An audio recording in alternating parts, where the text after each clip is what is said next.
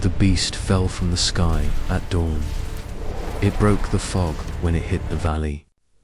It cracked stone. It screamed like metal being torn apart. Everyone in the frontier town of Grey Ridge ran. Everyone except me. I stood on the porch and watched it crawl. It was huge, bigger than the old Ore Tower. Its hide glowed red and black. Its breath melted frost from the ground. The warning sirens came late. They always did. I stretched my arms and yawned. Grandpa used to say, never fight hungry. So I went back inside and grabbed a strip of dried root meat. I chewed while the ground shook. The beast lifted its head. It had too many eyes. Too many teeth. Each eye looked in a different direction. One of them found me. It roared. The sound pushed air like a storm wall. Windows shattered down the street. I swallowed my food and sighed. So much for a quiet morning. I stepped off the porch and walked toward it. The militia trucks were still miles out. The evacuation transports would not arrive for hours. Grey Ridge would be gone by then. The beast charged. It moved fast for something that large. Each step crushed rock into powder. Its claws left molten grooves in the ground. I rolled my shoulders. Grandpa taught me the stance when I was 8. Feet apart, knees loose, hands open. The beast slammed into me, or it tried to. I caught its front limb with both hands. The impact dug my heels into the dirt. The ground cracked beneath me. The beast screamed again. It pulled. I did not move. I twisted. Bones snapped. The sound was wet and sharp. The beast staggered back.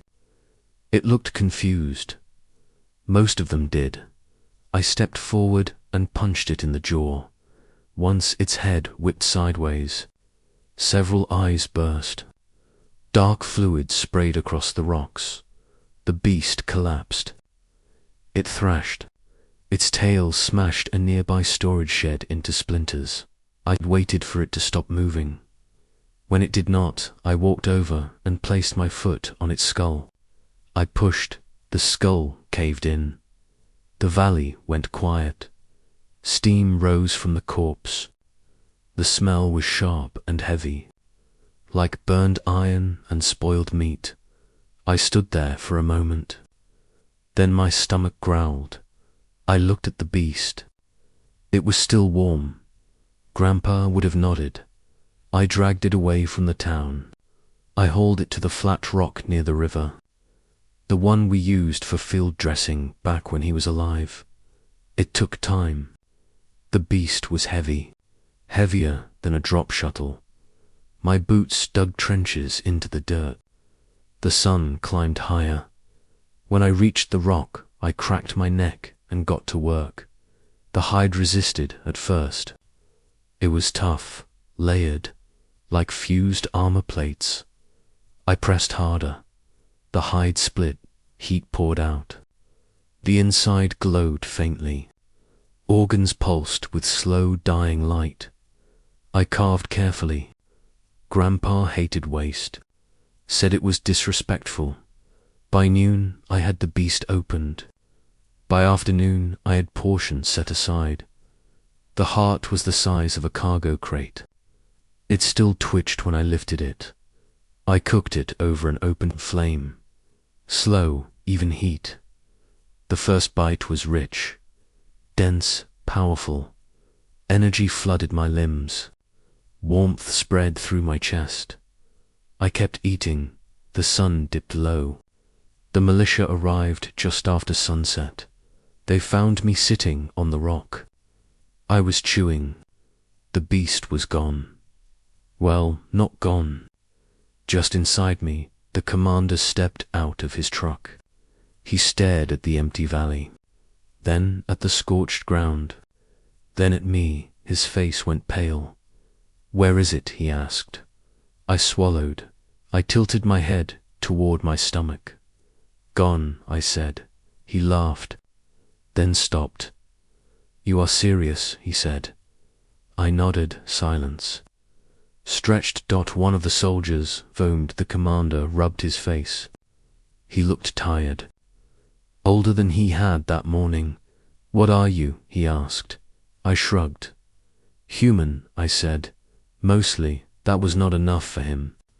It never was. They took me in for questioning. Standard procedure. Black site trailer. Too many lights. They asked about my strength, my speed, my appetite. I told them the truth. Grandpa raised me this way. That answer annoyed them. They asked about my parents. I told them I never met them. Grandpa found me in a crater, wrapped in a thermal blanket with no markings. No ship debris. Just me. They asked about my childhood. I told them about chores, about lessons, about lifting boulders before breakfast. They asked why Grandpa did this, why he trained me. I told them he was scared of what they asked, of the sky, I said. That shut them up for a while. They let me go near dawn. Too many reports coming in, too many fires to put out. As I walked back to my home, I felt eyes on me. Fear, awe, relief. Grey Ridge would survive another year. That night, I dreamed of Grandpa. He sat by the old heater. He was cleaning his knife, the one he never let me touch. You ate the whole thing, he asked. Yes, sir, I said. Good, he said. Waste is a sin.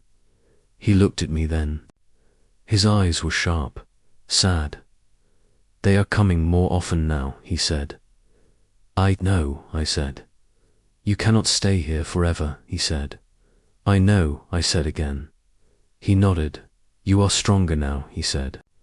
Stronger than I ever was. I woke up before dawn.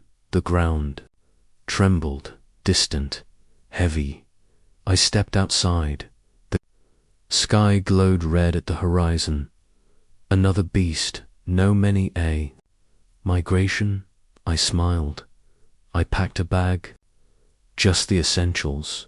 Knife, water, flask. Extra boots. I left a note for the town council. Gone hunting. Back soon. Then I walked toward the glow. The first beast reached me at sunrise. This one had wings, wide and burning. It shrieked and dove. I jumped. I caught it mid-air. The impact sent a shockwave through the plane. Dust rose like fog. The beast struggled. I held tight. We hit the ground. I did not let go. When it stopped moving, I stood up. I looked at the rest of the horde approaching over the hills. Dozens, maybe hundreds. My stomach growled again. Grandpa would have laughed. I rolled my shoulders. Feet apart. Knees loose. Hands open. Come on, I said softly. Breakfast is ready. And I ran to meet them. Asterisk.